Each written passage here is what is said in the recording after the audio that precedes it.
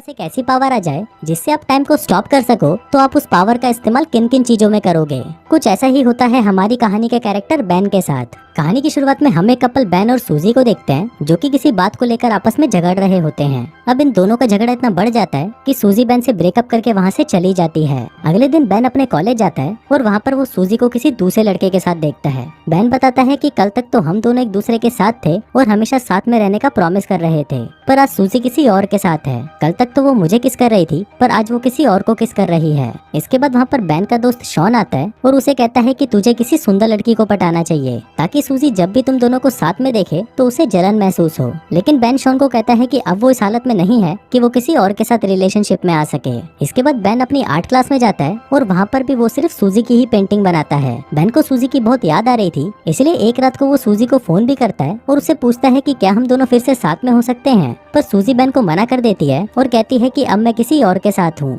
अब इसके बाद से ही बेन बहुत ज्यादा उदास रहने लगता है और वो बस दिन रात सूजी के बारे में ही सोचने लगता है, जिसके चलते बेन को नींद आना भी बंद हो जाती है। वो सोने की बहुत कोशिश करता है पर सो नहीं पाता, इसलिए बेन रात को बुक्स पढ़कर या टीवी देखकर ही अपना टाइम पास करता है। फिर एक रात को बेन कुछ सामान लेने के लिए ग्रोसरी स्टोर में जाता है और वहाँ पर वो एक नोटिस देखता है जिस पर लिखा था कि नाइट शिफ्ट पर काम करने के लिए यहाँ पर स्टाफ की जरूरत है। अब बेन को तो रात को नींद आती नहीं थी, इसलिए बेन सोचता है कि टाइम पास करने के लिए यहाँ पर काम करना ही सही रहेगा। फिर बेन उस स्टोर के मैनेजर के पास इंटरव्यू देने जाता है और मैनेजर उसे वहाँ पर काम करने के लिए सेलेक्ट कर लेता है। अगली रात से बेन उस स्टोर में काम करने लगता है। उस स्टोर में बेन के साथ एक लड़की भी काम करती थी जिसका नाम शैरन होता है। बेन देखता है कि शैरन जब भी स्टोर में लेट आती थी तो मैनेजर उसे अपने कैबिन में बुलाकर हरास करता था।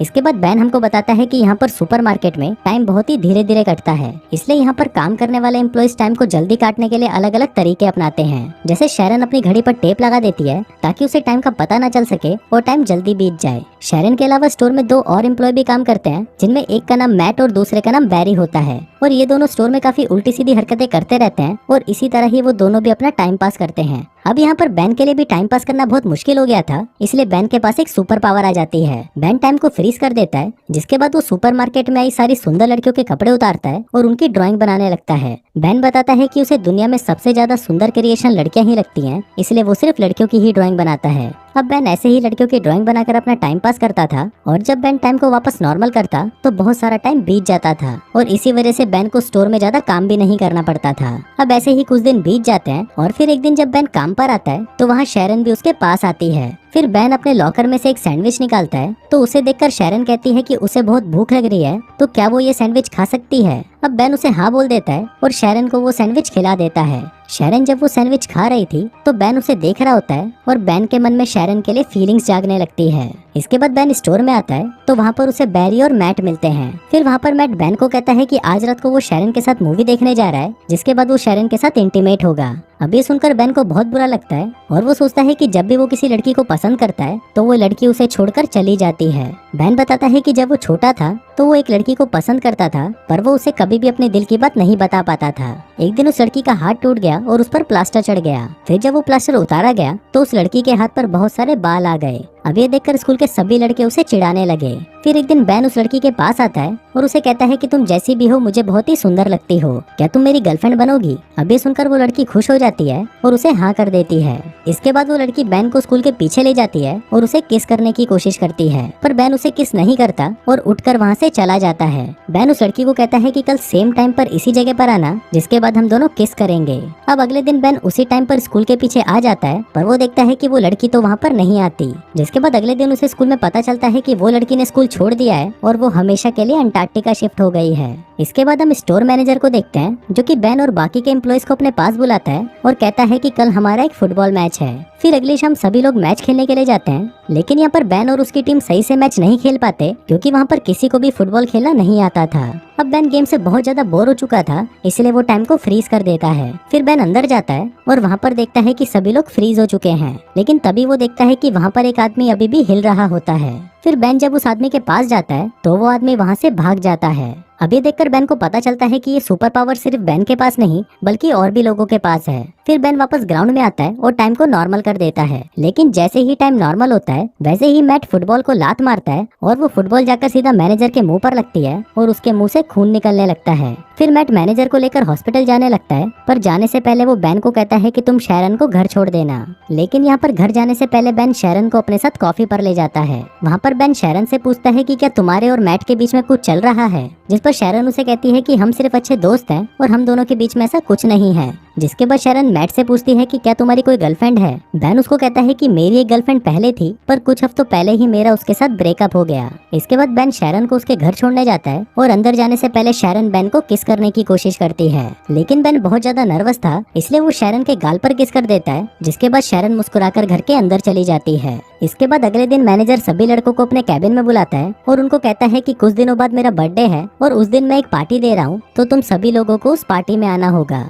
फिर मैनेजर बेन को कुछ पैसे देता है और उसको कहता है कि तुम मेरे बर्थडे वाले दिन एक स्ट्रिपर का इंतजाम करो। इसके बाद बेन अपने दोस्त शॉन के पास आता है और उसे कहता है कि कुछ दिनों बाद उसके बॉस का बर्थडे है, तो उसे अपने बर्थडे पार्टी पर एक स्ट्रिपर चाहिए। अब शॉन बेन को एक बार में ले जाता है और उसे वहाँ पर एक स्ट्रिपर से मिलाता है, लेकिन वो उन दोनों से कहती है कि उसके पास तो बिल्कुल भी टाइम नहीं है, लेकिन उसकी एक दोस्त है जो हाल फिलहाल में फ्री है, इसलिए वो बर्थडे पार्टी वाले दिन उसे भेज देगी। फिर अगले दिन बेन स्टोर में वापस टाइम को फ्रीज कर देता है, लेकिन इस बार वो सिर्फ शैरन की ही पेंटिंग बनाता है। फिर कुछ देर बाद शैरन बेन के पास आती है और उसे कहती है कि क्या तुम मेरे साथ मैनेजर की पार्टी में चलोगे। बेन उसे हाँ बोल देता है, जिसके बाद शैरन बेन को किस करती है और वहाँ से चली जाती है। अब जब से शैरन ने बेन को किस किया था उसके बाद से ही बेन को रात में बहुत अच्छी नींद आने लगती है। फिर अगले दिन मैट और बैरी बेन को फोन करके उसके साथ एक प्रैंक करते हैं। मैट बेन को कहता है कि वो एक आर्ट गैलरी से बोल रहा है और उसे बेन की ड्राइंग्स बहुत ज्यादा पसंद आई है, इसलिए वो कल बेन से मिलना चाहता है। अभी सुनकर बेन बहुत ज्यादा खुश हो जाता है, जिसके बाद वो शैरन को लेने उसके घर जाता है और फिर वो दोनों साथ में मैनेजर की पार्टी में जाते हैं। वहीं पार्टी में बेन को उसकी एक्स गर्लफ्रेंड सूजी भी मिलती है। वहीं शैरन बहुत ज्यादा सुंदर लग रही थी, इसलिए सूजी बेन को उसके साथ में देखकर जलन महसूस करने लगती है। थोड़ी देर बाद पार्टी में स्ट्रिपर आ जाती है और शॉन उसे देखकर पहचान जाता है कि ये तो उसके बचपन की दोस्त है। जिसके बाद शॉन उसे अपने साथ डेट पर चलने को पूछता है, तो वो स्ट्रिपर भी उसे हाँ कर देती है। इसके बाद मैनेजर शैरन के पास आता है और उसे अपने साथ इंटीमेट होने को कहता है, लेकिन शैरन मैनेजर को मना कर देती है और उसे गालियां देकर वहाँ से चली जाती है। दूसरी तरफ बेन वॉशरूम के लिए जाता है तो उसे वहाँ पर सूजी मिलती है। सूजी बेन को कहती है कि उसे गलती हो गई और वो बेन के साथ वापस रिलेशनशिप में आना चाहती है। अब ये बोलकर सूजी बेन को किस करने लगती है, पर बेन सूजी को खुद से दूर कर देता है और कहता है कि अब मैं शैरन से प्यार करता हूँ। नीचे शैरन बेन और सूजी को किस करते हुए देख लेती है और वहाँ से जाने लगती है। अब ये देखकर बेन टाइम को फ्रीज कर देता है और शैरन के पास आता है। अब बेन को समझ नहीं आ रहा था कि वो शैरन को क्या बताए। हम देखते हैं कि उसे टाइम को फ्रीज करे हुए 2 दिन हो गए थे, पर अभी भी उसके पास शैरन को देने के लिए कोई जवाब नहीं था। फिर बेन वापस टाइम को नॉर्मल कर देता है और शैरन वहाँ से चली जाती है। इसके बाद बेन शैरन को मनाने उसके घर जाता है, पर शैरन बेन पर चिल्लाने लगती है और उसे अपने घर से बाहर निकाल देती है। अब इसके बाद से ही बेन वापस उदास रहने लगता है और उसको नींद आना भी वापस बंद हो जाती है। कुछ दिनों बाद बेन उसी आर्ट गैलरी में जाता है जहाँ से उसे कॉल आया था। फिर वो मैनेजर को कहता है कि आपने मुझे यहाँ पर मेरी पेंटिंग्स देखने को बुलाया था। अभी सुनकर मैनेजर कहता है कि मैंने तो तुमको कोई कॉल नहीं किया, और तब बेन को समझ आता है कि उस दिन फोन पर मैट था और वो उसके साथ मजाक कर रहा था। फिर बेन उस मैनेजर को सॉरी बोलकर वहाँ से जाने लगता है, पर वो मैनेजर बेन को कहता है कि जाने से पहले मुझे तुम्हारी पेंटिंग्स देखनी है। फिर मैनेजर जब उन पेंटिंग्स को देखता है तो वो उसे बहुत ज्यादा पसंद आती हैं। फिर मैनेजर बेन को कहता है कि कल तुम मुझसे अपॉइंटमेंट लेकर मिलना, हम तुम्हारी इन पेंटिंग्स की एग्जीबिशन लगाना चाहते हैं। अब ऐसे ही कुछ दिन बीत जाते हैं और फिर एक दिन शैरन के घर पर एक इनविटेशन कार्ड आता है जो बेन ने उसे भेजा था। इसके बाद हम बेन को देखते हैं जो कि अपनी पेंटिंग्स की एग्जीबिशन में होता है। वहाँ पर एक अमेरिकन पेंटर भी थी और वो बेन के पास आकर उसकी पेंटिंग्स की तारीफ करने लगती है। जिसके बाद वो बेन को कहती है कि तुम्हें अपना शो अमेरिका में भी करना चाहिए। अब ये सुनकर बेन को याद आता है कि शैरन को भी अमेरिका घूमने का बहुत मन था। जिसके बाद वो उस पेंटर को अमेरिका आने के लिए हाँ कर देता है। इसी दौरान वहाँ पर शैरन भी आ जाती है और वो वहाँ पर अपनी पेंटिंग्स को देखकर बहुत खुश होती है। इसके बाद वो बेन के पास आती है और बेन उसे सॉरी कहता है, जिस पर शैरन भी उसे माफ कर देती है। फिर बेन उससे पूछता है कि क्या तुम मेरे पर ट्रस्ट करती हो, तो शैरन उसे कहती है कि हाँ, मैं तुम पर ट्रस्ट करती हूँ। इसके बाद वो शैरन को आंख बंद करने को कहता है। वो जब वो उसे किस करता है तभी वो वहाँ पर टाइम को फ्रीज कर देता है। अब जब शैरन ये सब देखती है तो वो बहुत ज्यादा हैरान हो जाती है। इसके बाद वो दोनों बाहर आते हैं और वहाँ पर एक दूसरे को किस करने लगते हैं और इसी के साथ ही ये कहानी यहीं खत्म हो जाती है।